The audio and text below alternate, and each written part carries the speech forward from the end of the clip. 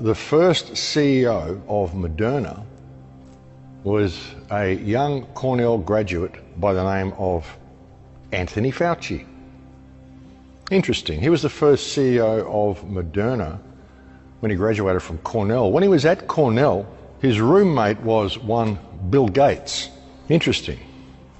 Bill Gates and Anthony Fauci were roommates at Cornell. Fauci was the first CEO of Moderna. Moderna, the company Moderna, there was a company in World War II that was heavily involved with what happened in World War II. And I don't buy into the official story of World War II, but there were certain experiments that were being done, and there was a company that was heavily involved by the name of IG Farben. IG Farben was run by a Jewish guy turned Nazi, later turned American, by the name of George Soros. George Soros broke up IG Farben and he formed Moderna. One of the main financial backers of Moderna, so now you've got Bill Gates, you've got Anthony Fauci, you've got George Soros, all involved in this whole Moderna thing, and one of the main financial backers of Moderna up until his alleged death was one Jeffrey Epstein. Interesting little circle of friendship, don't you think? And these people, mates, it's unbelievable. Unbelievable. It's frustrating. It's frustrating looking at all this shit. It really is. Even with waking people up, I mean, there's other ways to look at this. There's other ways to look at what's really going on here.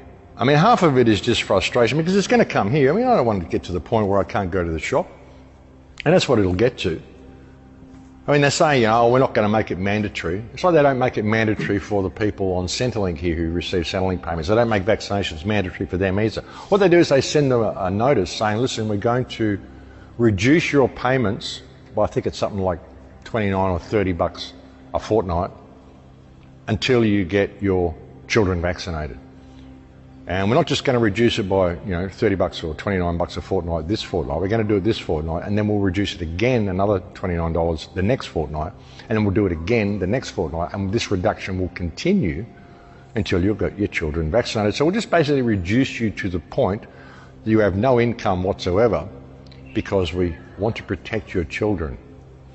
This is what they do, but we're not going to make it mandatory. It's not mandatory. We'll give you a choice. You don't have to go and get vaccinated.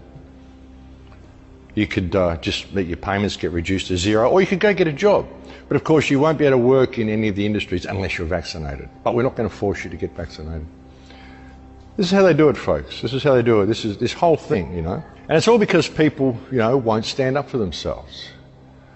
They're not prepared to be human beings, realize that they don't have any owners. We can do what we can, but it's not up to us to wake everybody up. If people don't get it, then they don't get it.